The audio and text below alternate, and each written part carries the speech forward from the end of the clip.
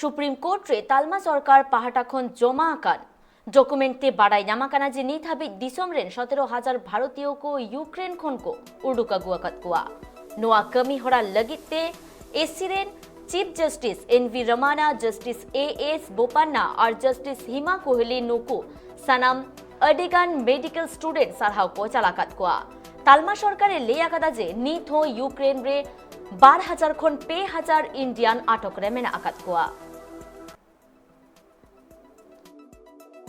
National Medical University, Ukraine, and I left Kharkiv on 1st of March.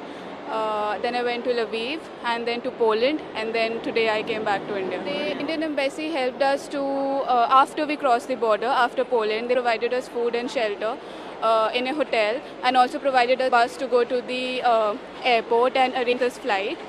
They're also helping students for the domestic travel, but we are choosing to go by ourselves.